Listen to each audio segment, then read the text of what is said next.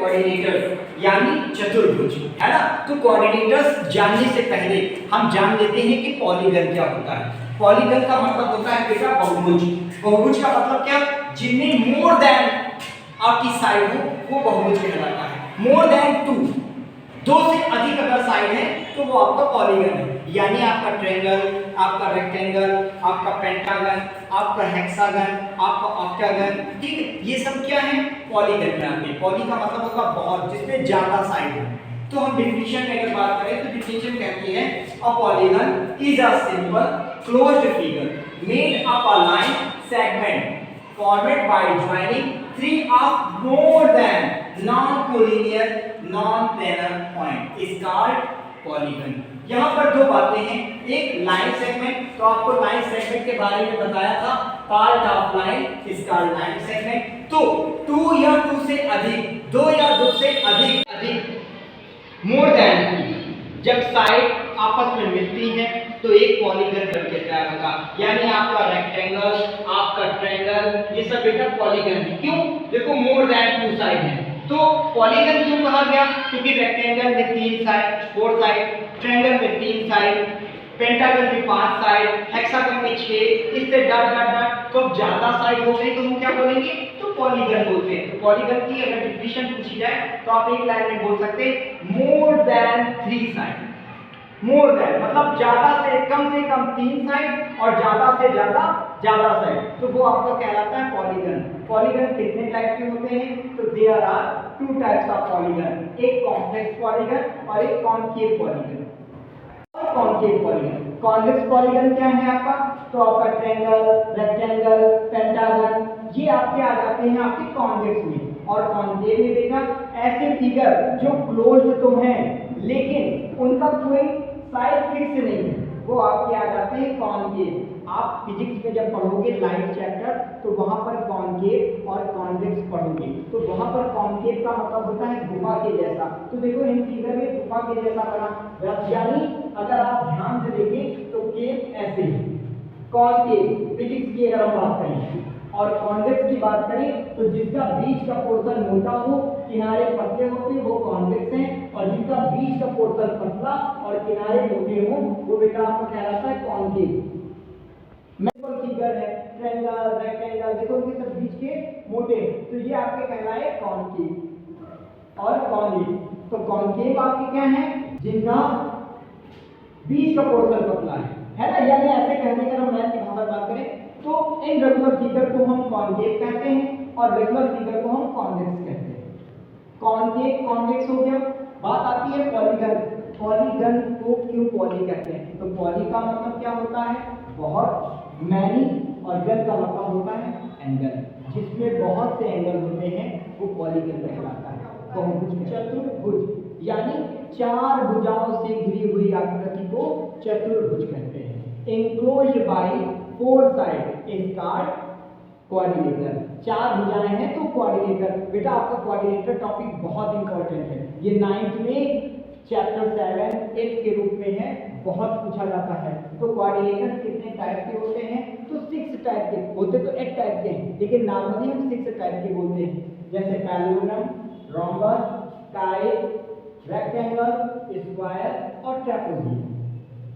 अब हम बात करते हैं कि कोऑर्डिनेटर की पहचान क्या है कोऑर्डिनेटर। तो आपने पहले बारे में समझा कि कोऑर्डिनेटर क्या है, एनक्लोज्ड बाय 4 साइड, 4 भुजाओं से घिरी हुई आकृति आपकी चतुर्भुज कहलाती है। क्वेश्चन बन सकता है कि सर अगर भुजाएं अपोजिट इक्वल हो, अगर ना इक्वल हो, चारों इक्वल हो तो इसी के बेसिस पर कोऑर्डिनेटर को कुछ पार्ट में बांटा गया है, ठीक है। तो सबसे पहले हम क्वालिटी देख लेते हैं कि एक कोऑर्डिनेटर में क्या क्या होना चाहिए।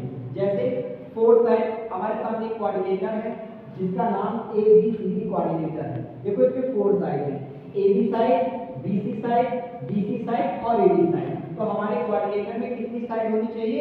एक कोऑर्डिनेटर की पहचान आप कैसे करेंगे, कैसे जानेंगे कोऑर्डिनेटर, तो पहली बात 4 साइड होनी चाहिए, वर्टेक्स भी 4 होने चाहिए, जहां पर 2 लाइन आकर मिलती हैं उस पॉइंट को वर्टेक्स बोलते हैं, और उनके बीच में जो गैपिंग बनती है उसी को हम एंगल बोलते हैं। कोऑर्डिनेटर A, B, C और D पॉइंट, और हमारे 4 एंगल्स कौन कौन से हैं, angle A, angle B, angle C, angle D। इसके अलावा हमारे टू डायगोनल्स भी होते हैं। डायगोनल्स कौन सा है? ए और सी पॉइंट एक डायगोनल, बी और डी एक डायगोनल। मतलब एक कोऑर्डिनेटर में 4 साइड होंगी, 4 साइड, 4 वर्टेक्स होंगे, 4 एंगल होंगे, 2 कोऑर्डिनेटर होंगे। और सबसे बड़ी बात, कोऑर्डिनेटर के इंटीरियर एंगल का सम, अगर इनके एंगल का सम करेंगे बेटा तो हमारा 360 डिग्री का एंगल आना चाहिए। यानी अगर हम बात करें angle A plus angle B plus angle C और प्लस एंगल डी, तो इसका जो सम हो वो 360 के बराबर होना चाहिए। यानी कोऑर्डिनेटर के चारों एंगल का जो सम है, इंटीरियर एंगल की बात की जा रही है अंदर की, तो उनका सम 360 होगा। ये हमारा कोऑर्डिनेटर की बेसिक प्रॉपर्टी कि कोऑर्डिनेटर को हम पहचानेंगे कैसे। तो 4 साइड, 4 वर्टेक्स, 4 एंगल, 2 डायगोनल और इंटीरियर एंगल का जो सम होगा बेटा वो 360 होगा। है the sum of all the interior angles of a coordinator is 360. Types of coordinator तो आपके 6 टाइप के हैं, parallelogram, rhombus, kite, rectangle, square, trapezoid. एक मिनट हम फिर से बात कर लेते हैं कि पॉलीगन क्या होता है? Many side, more than 2 side is called polygon. Poly का मतलब मैनी, गन का मतलब एंगल, जिसमें बहुत से कोण पाए जाते हैं वो पॉलीगन है। बहुत सी साइड जो होती वो पॉलीसाइड। कोऑर्डिनेटर पहचान 4 साइड, 4 वर्टेक्स, 4 एंगल, 2 डायगोनल्स और sum of all interior angles 360 degree. अगर आपसे कहा जाए कोऑर्डिनेटर्स के पैरामीटर निकालो, तो पैरामीटर का आपको फार्मूला एक पता है कि सम ऑफ ऑल साइड, चाहे ट्रायंगल हो चाहे रेक्टेंगल हो, सब में पैरामीटर निकालने का एक फार्मूला है। बाकी अगर रेक्टेंगल को पढ़ोगे तो उसका अलग फार्मूला है, लेकिन basic normal sum of all side parameter निकाल। एरिया के लिए अलग अलग फार्मूला बनाएंगे। अब हम बात करते हैं टाइप्स ऑफ कोऑर्डिनेटर। बहुत टाइप के कोऑर्डिनेटर हैं, लेकिन मेनली 6 टाइप के कोऑर्डिनेटर्स हैं। आपका parallelogram, rhombus, rectangle, square, trapezium और काइट। पैरेललोग्राम को बोलते हैं समानांतर चतुर्भुज, रोम्बस को बोलते हैं विषमकोण चतुर्भुज, रेक्टेंगल को बोलते हैं आयत, स्क्वायर को बोलते हैं वर्ग, ट्रापेजियम को बोलते हैं समलंब चतुर्भुज और काइट यानी पतन। समांतर चतुर्भुज का फिगर आप देखिए, आपकी सारी साइड पैरेलल है। रोम्बस को देखें, पैरेलल है साइड। रेक्टेंगल को देखें, अपोजिट साइड इक्वल और पैरेलल है। आप स्क्वायर को देखें, ऑल साइड इक्वल है। ट्रापेजियम और ये काइट। तो हमारे 6 टाइप के कोऑर्डिनेटर। अब हम एक एक कोऑर्डिनेटर पर बात करेंगे, लेकिन बेटा मैं आपको कोऑर्डिनेटर पे जब बात करूंगा तो आपको पैरेललोग्राम और रेक्टेंगल इन दोनों की कहानी एक जैसी है। रोम्बस और स्क्वायर इनकी कहानी एक जैसी है। तो पहले मैं आपको इनके डिफरेंस के बारे में बताऊंगा। 6 टाइप के होते हैं। अब हम बात करते हैं कोऑर्डिनेटर पे पहले पैरेललोग्राम और रेक्टेंगल की। दोनों फिगर देखने में सेम टू सेम लगते हैं। आप पैरेललोग्राम में देखें, पैरेलल साइड है, अपोजिट साइड पैरेलल है और इक्वल भी हो सकती है। और रेक्टेंगल भी देखो, तो दोनों के बारे में भी जानते हैं और दोनों के डिफरेंस के बारे में भी जानते हैं। तो हम बात करते हैं सबसे पहले पैरेललोग्राम। पैरेललोग्राम में भी 4 साइड हैं, 4 वर्टेक्स हैं, 4 एंगल हैं, सम ऑफ ऑल एंगल का सम 360 है। सेम कंडीशन ये रेक्टेंगल की है, क्योंकि आपने कोऑर्डिनेटर की ये कंडीशन पढ़ी।